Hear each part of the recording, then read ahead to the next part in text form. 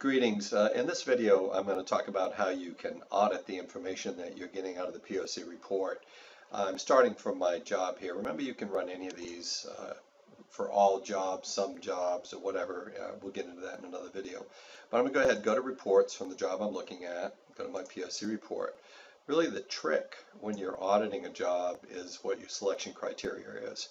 And so here what I'm doing is I can leave burden on or off. It's really up to you when you're doing an audit. I'm going to come down here. This is your trick.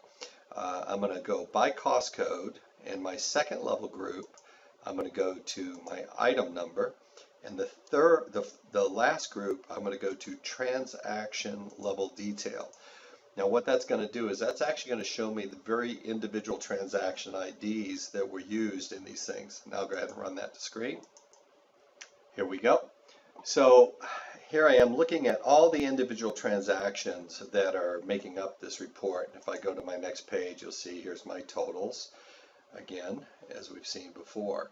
But what's different now is I see each individual line. So we see right there, AP. That means that this is a source document that came from an accounts payable voucher. Whenever we, or a check it could be, but whenever we see a little finger pull up like that, see that hand pop up? How that only pops up right there? That means we can actually drill down to that transaction. So I'll double click on that, and up pops our check. So this came from a check that we wrote specifically to a vendor that was applied to expenses. And the problem that we have is this control box right here. This item does not have a cost code. So while I'm here, I'll go ahead and fix the problem. And I see my item number right there. I will go ahead and fast forward us here. I'm going to go to items, and I'll simply edit that item and see what we get.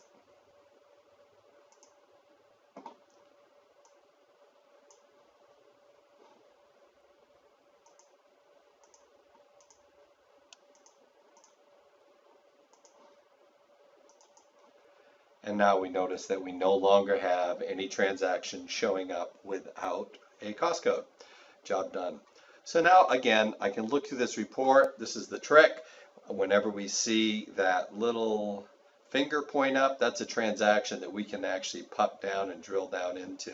So here we go. We have that particular purchase order that we could pull up and look that's contributing to these committed cost over here. Similarly, time detail will open to either the order that it was posted on and or the job. So that is how you can audit your jobs with the ability to drill down to the actual transaction detail. Thank you.